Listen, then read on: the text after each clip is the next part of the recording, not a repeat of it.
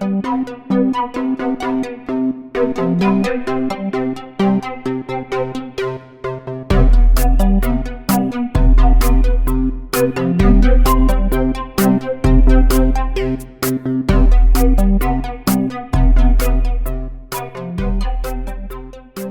everybody. Welcome to Silver Lining for Learning. We've been doing this for a couple of months now. But as we look at inviting other guests and so on, we realize that because of time zone constraints, many of our guests would have to be up at like really awkward hours and so on. So we decided to start what we are calling these side conversations. So this is one that I'm hosting by myself. My name is Punya Mishra. I'm Associate Dean for Scholarship and Innovation at the Maryland Fulton Teachers College. And I'm really excited to have S. Giridhar, also known as Giri, who's a close friend of mine from for a while, with us today. Giri is the Chief Operating Officer of Azim Premji University, which is a philanthropic initiative with a clear social purpose focusing on education and development. And we'll learn a lot about, or at least something about what the foundation and the university do. Giri has been a part of the foundation as well, the Azim Premji Foundation, coming there after a career in the business world. And apart from running the university, he also writes about public education and social development. He recently wrote a book, published a book called Ordinary People, Extraordinary Teachers, The Heroes of Real India, which is based on his travels and working with teachers in government schools across the country. And I owe him a review of that, which hopefully I will be able to get to soon. And Giri and I, we connect at multiple levels. One, of course, is this passion and commitment towards education and learning. We both got our degrees from BITS Pilani, which is, our undergraduate degrees, though we did not overlap in our stay there. And the other big connection is cricket. It turns out that I had actually read Giri's work even before I had known him, because he was writing these articles for Cricinfo. And then he's published a couple of books on cricket. And there are some articles that he has written on the rise of analytics in cricket, sort of the Moneyball factor as it appears in cricket, which are really interesting to read, which you can look online. But anyway, I'm thrilled to have him here with us, and I'm looking forward to this conversation. So welcome, Giri. Great to see you. Thank you. Let's just start out with us. You're telling us a little bit about the work that the foundation and the university does. Because I think people don't know, at least here in the US, about the amazing work that you guys do and at the scale at which you do it, which I think will be fascinating for people to learn about. So why don't we start from there, and then we can move into sort of the COVID-19. And finally, I want to talk a little bit about this recent article that you wrote in the Times of India, which actually prompted me to reach out for this conversation. So let's start with just an introduction to the foundation and the university. Sure. Thank you, Punya, and it's a pleasure to be with you. Always a pleasure. Always a pleasure. Always a pleasure. And of course, when you come over to India, we do have a great time. And when I came in when you were in MSU, we also had a great time. So it's lovely meeting you again this way. My kids say hi, by the way. Smita and the kids say hello. So same here from them. Punya, I will first begin by stating that the university is actually a part of the foundation. So when I say that I belong to the university, I automatically belong to the foundation also. The foundation began in 2001 when Mr. Premji decided to set up his philanthropic organization that would contribute to a better society towards the vision of what we have enshrined in our constitution. And the path we chose for that was to go with working with education. And even within education, we concentrated on school education, and we also obviously concentrated on government school education. Because if we want to do this kind of work towards the development of society, then obviously the work that we had to do essentially is with the government schools of India, where children from a very diverse and perhaps disadvantaged socioeconomic background also study. Much of rural India still studies in government schools. So the university was established after about 8 or 9 years of our work on the ground, and the university is a part of the foundation. So you have the field institutes where we do work on the ground with government school teachers, and we have the university where we essentially focus on providing education to higher education to students who will then go and work in the social sector. That's how it is. When I began, I obviously was one of the earliest members of the foundation in 2002, and I joined them from Wipro. And when I moved to the university from the field work in around 2010, the university's first batch started in 2011. We were just about 125 to 150 people at that time in a dozen field institutes. In the last 10 years, while the universities obviously had multiple batches graduating and 95% of them going and working in the sector, the field institute work has also dramatically expanded so that we now have around 1,500 to 1,600 people across around 50 districts of 6 to 7 states in India, working with thousands and thousands of government school teachers. Punya, I also must add that you often ask me, so people in the West would like to know what's a district and what's the size. So I might as well add that before your question comes. I was just going to ask you that. So I thought the best way I like to see, there are two ways I like to answer people on that. So I say, how big is a district? And I say a fairly reasonably large district in India is like Norway. And therefore, you can imagine we have about 650, 700 districts across the country, more than 1 million government schools. And each district has around 2,000 schools. Each, therefore, district has around 8,000 teachers approximately. We have about 5.5, 6 million teachers across the country. So it's a gigantic scale. But I must also add that we also have the diversity of language. So while you know that there are many, many languages in India, even within a single state like Karnataka, where I'm located, Bangalore is the capital of Karnataka, you actually have schools which teach in languages like Urdu, Tamil, Telugu, in addition to Kannada. So you can imagine that the kind of challenges that administrators and academics face here is of a complexity that is difficult to grapple unless you come and spend a couple of days here. So I hope that some of the people who are listening to us will be tempted to come to our place, and I might in fact find time and pleasure in taking them to some of these places. So that's about the diversity and the size and scale of both India's school education system, as well as the kind of work we've been doing, Punya. Is that good enough to begin with? No, that's good. That's good. And I'll put some links and stuff as well to the foundation and your work there. And yeah, I mean, I don't know when travel will happen next, but I would be excited to be back. It's been a while since I was back in Bangalore and with the foundation and the university. So so now India went through, I think, one of the most sort of stringent lockdowns, and which happened quite suddenly and quickly. And I think that pushed the foundation and the university to very quickly sort of pivot, at least the foundation to pivot from sort of an education focus to more of a health and caring in that dimension. So maybe you can speak to how the sort of foundation responded and the scale of that response, and maybe through that give us a snapshot of the sort of ground realities in India at this time, and then also like the pivot that the university did as well. Yeah, it's been a very difficult 8 weeks, 10 weeks. It's been momentous times also. We announced the lockdown on, I think, 22nd March or 24th March, approximately then. And it went on till largely through April and May. And as you said, it was a complete lockdown. So obviously, because they were moving fast on that so that they could prevent community transmission, arrest it at an early stage, and use that time that they gain to prepare themselves better. Because the simple fact is that India's density of population is also huge in addition to the sheer numbers. So for example, it's about an average of 420, 425 per square kilometer in India.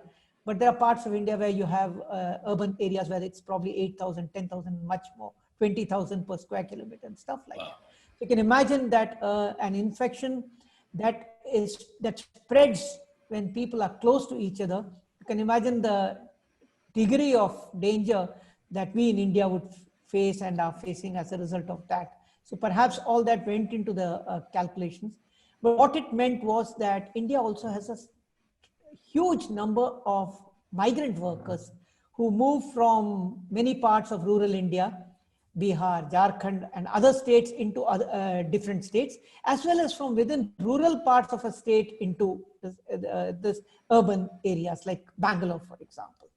And when a lockdown is announced, for many of them who live on a week to week or day to day wage, and I'm not exaggerating, No, for no. them the bottom falls out overnight. And therefore, for us, we could see immediately that while the pandemic was, we were worried that the pandemic will anyway hit us with infection, and we did all this, the humanitarian crisis was upon us overnight. For the foundation, it was absolutely no-brainer. I mean, like, as soon as the humanitarian crisis hit us and we knew what kind of situation we were in, all we had to do was that we don't know what, but we must step in and do what we should. So it was our duty. So the sense of it is that it was our duty.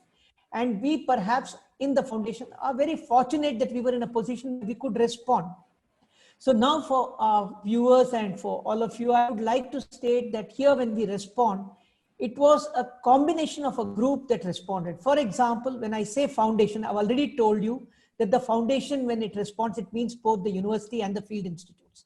But this time when I say the foundation responds, it also includes the Azim Premji Philanthropy Initiative, which supports a lot of organizations across the country to address those organizations which are addressing and fighting and trying to improve specific hardships for very challenged sets of people, whether they in various kinds of destitution and oppression and stuff like that. So when I say the foundation's response, I include all three units: Sure. the Azim Premji Philanthropy Initiative, the foundation's field institutes, as well as the foundation's university. But in this case, we also have Wipro as as also one of the organizations together with us. And that's very natural, as you can see. Yes, yes. And I think people who don't know, Wipro is sort of the parent company, which is an IT company, started by Mr. Premji, and then, I mean, actually not started by, exactly. you know, I mean, but that's a longer story. But Wipro is sort He of brought it up from corporate arm, corporate yes, and aspect. Mr. Premji was the chairman of Wipro till very recently. Right. And in the late 90s, when he decided that he will form a foundation, it was with his personal wealth that he started the foundation. So the Azim Premji Foundation is actually started and runs on Mr. Premji's personal wealth and personal endowments. But Wipro is the organization where he was still very recently the chairman, and Rishad Premji is now the chairman. But altogether, we made a public commitment and said, look, we want to contribute. And we said that 1,125 crore rupees is what we are committed to spending towards all kinds of responses in order to respond to this challenge of the COVID-19 upon us. So that's how it was. And remember that we are essentially an organization that knows education or works in education. Right. And to overnight reorient ourselves and say, look, as a university, as a field institute, whatever we were doing in education, look, the crisis is upon us. Let's all see what we can do in response to the pandemic. Meant the kind of reorientation and pivoting that you said overnight. And I think here, I would like to state that I would like to take a step outside the leadership team of Azim Premji Foundation and the group that's doing all this, so that I can better appreciate how they responded. So I have the greatest admiration for the way the leadership at the foundation organized itself, committed itself 24/7, and then was able to pull in all kinds of resources and expertise from within the foundation, reaching outside in order to speedily and sensibly respond with compassion and with purpose. I think it was a phenomenal experience just to be a participant in all this over the last 8 weeks, Punya. I've been in these calls and I am struck, I'm amazed and awestruck and full of admiration for colleagues who are so good at it in terms of thinking, organizing, competence, passion, all put together and saying, this is what we will do. The result I would like to tell you is that we began with what was needed immediately, which was humanitarian support. And therefore, if it meant running cooked meals for 75,000 people a day from a kitchen, it was so. If it meant organizing with partners to deliver rations, dry rations to families which had no means of reaching out for food supplies, it was so. So I would say that in the last 8 to 10 weeks, the efforts have taken us across in order to reach perhaps 430 districts across the country with both food, cooked meals, as well as with dry rations, reaching probably around 9 million people, I guess. 9 million people approximately. As we were doing the humanitarian crisis, we also realized that the healthcare part of it needed complementation. So we were then seeing that the immediate healthcare support that was needed was, how do we provide the consumables in the form of the N95 masks, the PPE kits, the 3-ply masks for people working in the front end, even to the extent of saying policemen are out there in the front. How do you support them? So 3-ply masks, 22,000 policemen, let's supply them 3-ply masks. Out there, there are hospitals of frontline workers. How do we support them with N95? How do we support people with PPE? And that's what happened as the humanitarian support was being organized directly through our field forces and through our 500 partners across the country, reaching those 9 million people. The same people were also partnering and working together to provide this kind of healthcare support to the people. Wow. As that was ramping up and going ahead, our people were working very closely with the district administration and the state administration, Punya. With the result, we realized, oh, I think places which are designated COVID support hospitals also need support. And therefore, we have committed to provide, let us say, a dozen RT-PCR machines and a dozen automatic RNA extraction machines, because testing is so important. We said, let's commit to doing whatever we can in terms of supporting testing. The other thing we did is that, as it is the logistics and the organization of food and rations and all that is very new to us, healthcare is even new and even more technical.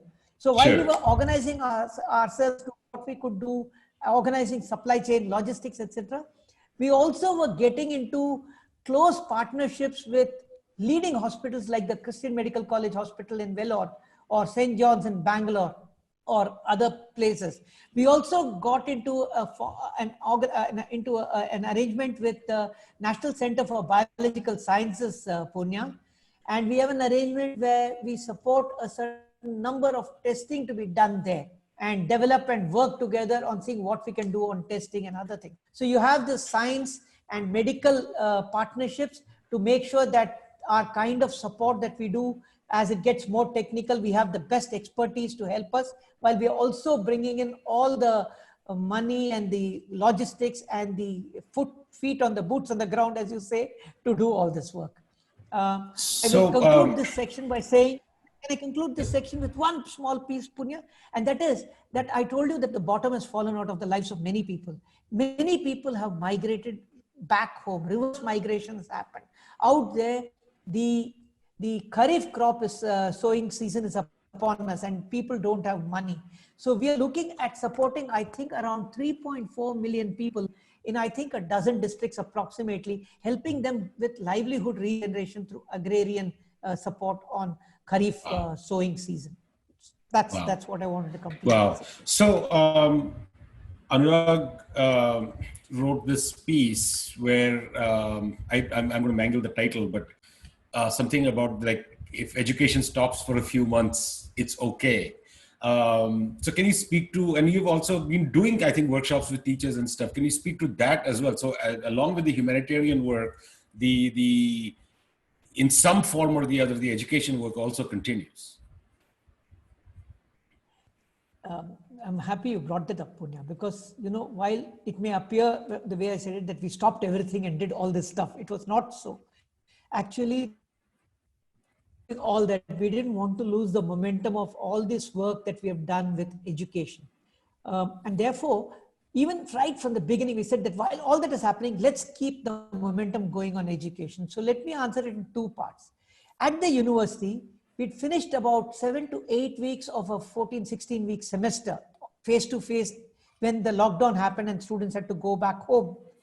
And then we took a few weeks to organize ourselves with some trials and stuff like that, Zoom and all that kind of thing. Online is new, online is difficult, to do an online completion of that semester with our students. That part of it, and we also were in the tail end of admissions when the lockdown happened for the coming session.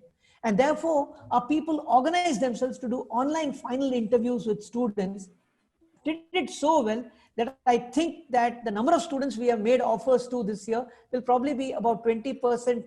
We will have 20% more than last year in terms of offerings. So that meant, so the university was able to hold on to that momentum of completing this semester online. And I have lots to say on the online part of it later, but we did that part of it online, and we also did the admissions part of it online. At the field, what happened is, our work involves a significant amount of deep, sustained, periodic engagement with teachers in small groups, face-to-face, in things that we organize like voluntary teacher forums, teaching learning centers. So that's the lifeblood of your engagement. And when this lockdown happened, that thing stopped. So how do you do it? People across the country, across our 50 districts, reorganized themselves to then say, why can't we hold stuff online? And they did webinars, they did stuff around Zoom, they learned, they did it. That momentum has maintained. I'll give you an example of how well they maintained the momentum, Punya, with one small example. Last week, they invited me to talk at one of the state's webinars, which was the 7th in a series of 7 webinars they were holding over the last 5 weeks or 4 weeks.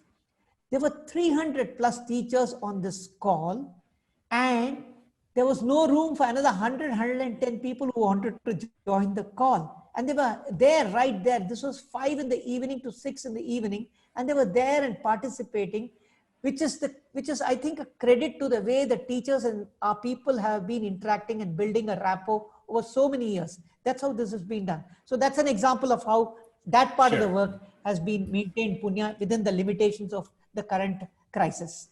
So I want to change gear a little bit. And one of the things that keeps coming up in this pandemic when people talk about education is, oh, online, this is the moment for online learning and so on. But it's one thing for the teachers to be participating. Even there, I'm sure there are challenges with technology and stuff like that. It's completely another thing when you're talking about millions of kids who you are trying to get into the educational system in this time, and the context in India, particularly, I think, in the districts that the foundation works in. And so maybe you can speak a little bit to those challenges, because I think that people have a very, misplaced or misguided view of education when we think of online, particularly when we are thinking in Western context versus context like in India. So maybe you can give us a little bit of sort of what the foundation's stance has been on that, or what you see happening on the ground, what the reality is. Okay. So I can tell you what we think of it, but when you speak extempore like this, invariably what happens, I'll give it my own spin and color. That's perfectly and the language fine. becomes mine. Okay. That's perfectly fine. Sometimes I'll say things which may not be politically very correct, but overall, I think as a foundation, we are not at all in favor of this kind of blind obeisance to online and thinking it's the panacea and things like that. Far from it. Far from it. I think it is socially and educationally and pedagogically flawed. I think it's unfair both socially and educationally to students and even to the teachers. I think it only rips apart and exacerbates the social divide and the digital divide that exists. Today, for example, I'm talking to you from, let's say, an apartment complex in Bangalore, and I'm surrounded by about 60 apartments where there are, I think, at least 15 apartments where children are very comfortable with the best of smartphones and laptops and things like that, and doing stuff with their teachers, and they are in a completely different world. And the unfairness of it is that within 20 kilometers or 5 kilometers, you have 2 sets of children in the same age group living in 2 different planets. That's the gross unfairness of it all. So therefore, when you talk of online for children, first of all, why online for children who are 11, etc.? I can understand when children are, say, 16, 17, preparing for college. But even there, you can imagine the unfairness of a socio-economically well-placed 17-year-old who, who increases his advantage because of this over a person of the same age and same abilities, but who doesn't even have a cell phone. Forget a smartphone. I know many people have a cell phone in India, Punya. The poorest of poor have a cell phone because it's their way to livelihood. The cell phone is where he gets a message saying, come there is work, please come today. And he goes there. So the cell phone is lifeblood, but it's not a smartphone. So he can't lend it to his son or daughter. And even within a house, he'll lend it to his son first rather than the daughter. So if two children need online teaching, so first of all, there's no smartphone, there's a cell phone. If there is a smartphone by chance, it is taken by that man anyway for his work. And if at all, he gives it to his child. So there's lots of problems. On top of it, there are issues with internet connectivity. There are problems with the difficulty in being downloading. There is problem with what kind of data package you have and the bandwidth you have. So it's absolutely unfair. Number one. Number two, pedagogically also, I must forward you an article that a colleague of mine wrote where he says that it is like, even if you are having all this available, let's say 30 students all having reasonable bandwidth, smartphones, etc., and you're able to communicate to them, it's like providing them steamed rice. So you can provide them a good steamed food without the spices that go to make a holistic, social, interactive thing. They don't even know how to get rid of my doubts and fears when I'm in a live group of children, because it's all socially preparing you for life ahead and citizenship ahead. Yes, technology is useful if, for example, you tell them, here is a resource material, why don't you download it? Or why don't you go to that YouTube and see that piece? Or if you have something that you can put on a TV and see it, and so on and so forth. So having material, accessing material that you can give to people that they can see, or using material to place it, I think it's reasonable. Or for teachers to exchange material on WhatsApp and form a WhatsApp group and then use it from the WhatsApp, click it, show it to children in the class. That's different. But I think online, even for higher education, is not at all on. We've had great difficulties because our university, as you know, definitely has socio-economic diversity. 50% of our students are studying with us because of the financial support they receive from us. So they come from very small places. Many of them, or quite a few of them, live in rooms where 6 to 7 people are there. They have to, now that they're home, they also have a responsibility to help at home.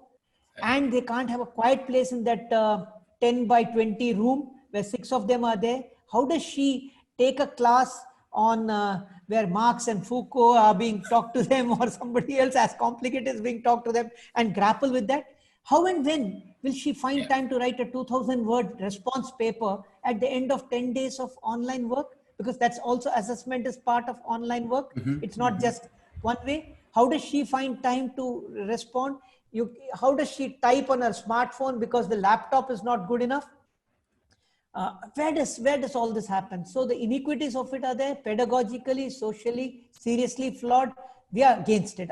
I can say dead against it, if you'll allow me. No, I know it's interesting. That's part of the reason I wanted to talk to you as well, because I know the first time that I actually got to meet Dilip and got to know the foundation is when he was presenting at this conference. Because initially, when the foundation started, given the connection to Wipro and IT and everything, the solution was, printing all these CDs. Do you remember that?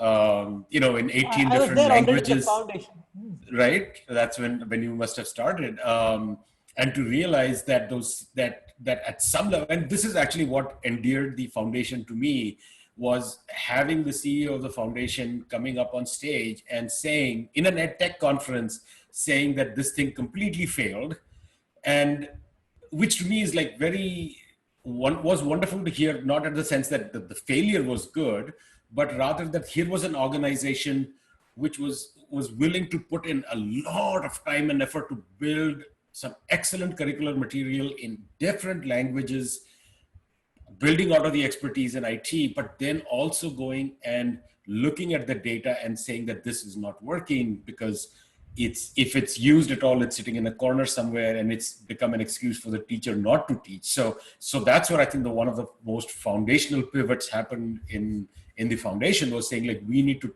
work more closely with teachers, not sort of ship them materials and hope that they will start using it. So I remember that moment very clearly, and that was the first time that I met Dilip, and I came back to MSU and I said, this is an organization we have to work with, because, at some level, the heart of the organization is in the right place, which is it's seeking to do the right work and not be committed to a particular way. It's like, we will find a way, and even if some paths, go down a blind alley, we can always turn around, and we just don't declare victory and move on. Because I can see the government of India would have done something like this, would have declared victory, that we distributed 10 million CDs to these many million schools, and hence, success, right? But I think that was what sort of really like connected me with the foundation in a very powerful way.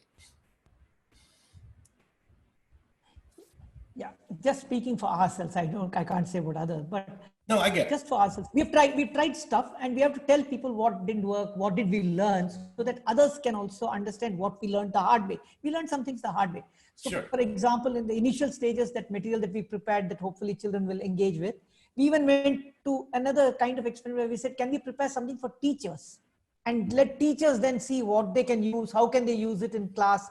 We called it teacher aiding stuff to aid teachers. It doesn't work that way. I think luckily technological obsolescence also helps a lot. Life cycles are very short, and suddenly you find that the world of smartphones and YouTubes and stuff like that, so much so, Punya, now that I think the smartphone is a very good technological tool for teachers to access stuff. They're very comfortable. It doesn't need complicated laptop work and opening it. At the click on this, if it's a smartphone, he's able to access stuff. He's able to talk to people in his own language on the WhatsApp, so he's not restricted by language. Right. He's able to pull YouTube downloads and share it with people. I must tell you that one of the stories in my book is a memorable chap called Karola, who doesn't have a laptop or computer, but he downloads stuff on his mobile phone, but he has to show it to children. You know what he has, Punya, believe it or not? For $2, I must tell you in terms of dollars, for $2, he bought a rectangular lens which was 6 inches by 8 inches and placed it in front of his mobile. And I'll show you like that. Placed it in front of his thing like that, and asked his children to see this.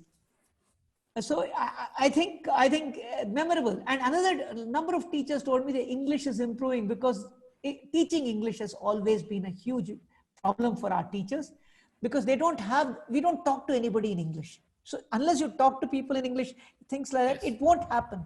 The teacher's talking Marwadi or Hindi or whatever, Kannada, and suddenly he's also told it's so difficult. But now on the phone, he Googles and finds words, meanings and things like that. He doesn't have to be shy. Nobody knows what he's checking. He checks for himself. He improves himself on a daily basis. She improves herself on a daily basis. So this is interesting. Right. So I think what it's showing is that the role of technology is different. It's still playing an important role, but it's a role which is different from just the role of instruction. Because I think one of the things that I think the foundation does really well, it understands that at the heart of education is these relationships that you are building with the teachers, the relationships that the teachers are building with the students. And at least in the context that's there now, that cannot be mediated that by a technology or something that way. So I think that's really interesting. So Punya, one more reference if I can make to the book that you referred to in the beginning. I think I must have met around 280 to 300 teachers in the study that I did. It was what we called a deep dive qualitative study to understand how these schools are so good, what makes these teachers so outstanding, why are they so extraordinary. So I must have met about 280 teachers in about 110 schools across 5 districts. And all of them have wonderful stories, each one of them a hero. But when you make a book of, say, 90,000 words and 250 pages, you have only space for about 40 heroes. Right. Each of them is a hero, but I chose 40. And the 40 happened because they spoke a lot, I spoke a lot, we had enough material, and I could make a small caselet of it and stories. But the thing I was coming to is out of those 40 stories that I have, there are probably in about 2 or 3 or 4 places where I talk, only in 2 or 3 places where I talk of how the smartphone and internet WhatsApp revolution is helping. And there's only one story where I've talked of how computers in a school are being used well and are making a difference. So even in those, all those 110 schools Exemplary that I went, teachers, right. there's one school that I thought was happening. So it's a realistic thing. Absolutely. We must admit it. That's all. Absolutely, absolutely. So I'm sort of coming to my sort of last couple of questions here. You recently wrote an article in the Times of India saying back to school. And it's, and I think the subtitle was, or what the editors put in there was, a drastic rethink of primary education is needed in a post-pandemic world. Can you give us a gist of the argument you were making? And I think you specifically spoke to two sort of possible, I don't know, positives is the right word, but two possible positive consequences, I think would be the right way of thinking about it, which is one is sort of that return to government schools, which brings government schools back to the center of the discussion in India, and possibly a greater freedom in curricular matters, given the pandemic. So can you just talk a little bit about what you wrote in that piece? Yeah. You see, as we were working, I was thinking to myself that part of it is because of the study that I've done and the book that's come out. It's still in the back of my mind, constantly playing. And we know that how over the last 10 years, even though a small, low-cost private school may not have any better facilities or poorer facilities than a government school, somehow for very peripheral reasons, parents have been shifting children to private schools. In terms of learning outcomes, the government schools are as good or better. And yet, for some kind of pressure and some kind of notions, people are doing it. So over a period of time that's happened, and it's always been bothering me. It's because on a salary of, let us say, 7,500 rupees, a small-time kirana shop owner, grocer, or auto rickshaw driver, or a small vendor, or a marginal farmer puts about 15% of that money to educate his child in a private school.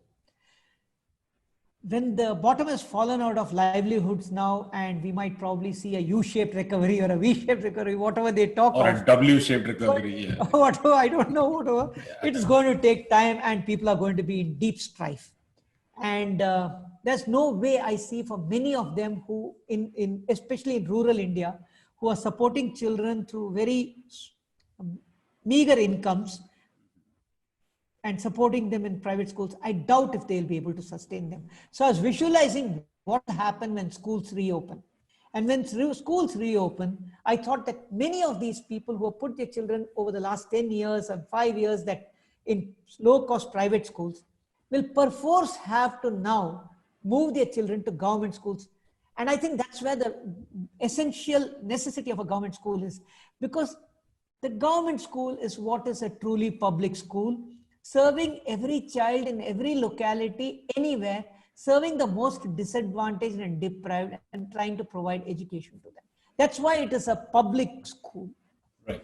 I also wrote a snide within brackets statement saying, funnily enough, in India, private schools are called public schools. I know. Yeah. It was a snide one. I couldn't resist it. But I think it's important to say that the government schools really, so that's a huge responsibility and opportunity, because suddenly from having, let's say, 70% or 65% of India's children in government schools, it may go to 80%. And I may not be wrong in that, Punya. I'm sticking my neck out, going out on a limb and saying it's going to happen. So that's part one. And the other part of it is, of course, how schools will have to reorganize themselves in the COVID times. You won't have schools business as usual. You'll have to have social distancing. You'll have to have other material precautions. The way you do, that's why I said that the way you do games, the way you do assembly, the way you sit in a classroom, the way you engage in classroom activities, all that will undergo change, and teachers will have to embrace that change. Third, if in many schools we can have only limited number of days, 120 days or 140 days in an academic year, or because of social distancing reasons, you have some classes in the morning, some in the evening, some on alternate days, staggered days. There's no way the curriculum will remain the same and the syllabus will remain the same and all the 25 topics painfully gone through. So that's all that is going to be there. So Yeah, that's the so second thing. that sort of, yeah, I thought that was kind of interesting because one of the things we are seeing here is that, in fact, I just read the news today. I'm forgetting which state. I think it's Georgia just canceled all their testing for the year.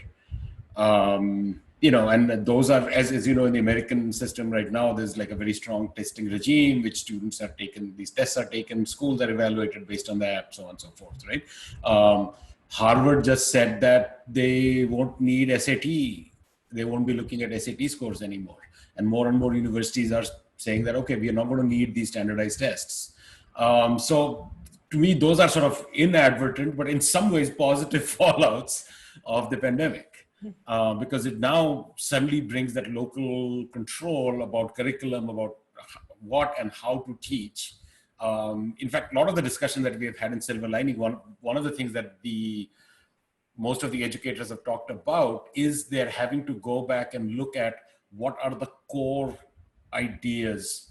So having to strip away the curriculum from all this extraneous stuff that, you keep adding to it. And that ends up ballooning and filling up the time rather than, focusing on what is truly, important per se, right? So I think there are some important possibilities there. But I'm seeing that we are almost like at 45 minutes in, and just want to thank you, Giri. It has been a pleasure, if nothing else, just to sit and have a conversation with you. And hopefully, we will be able to do this face to face. Who knows when that will be, but I hope it will be sometime. I know. Soon. I'm still very old-fashioned, Punya. I'm still so old-fashioned, Punya. It's nothing like sitting across the table with a chai in our hands. Not the cup and saucer chai, but the glass wala chai together. And yes. Nothing to be. We'll do that one of these days when you come. Because the chances of you're coming to India is much greater than my coming to the US. So I'm looking forward to hosting you in Bangalore. All right. I've always enjoyed that. And we go to these little South Indian restaurants, which really shock your wife because like, why are you taking him to this little place? But I think have some of my best meals. No? Oh yeah. Some of my best meals. Yes. So cool. All right. Thanks, Giri. I'm going to stop the recording now and then we can just chat for a few minutes. Regards to the family. Absolutely. Take care. Okay. Bye. Bye-bye.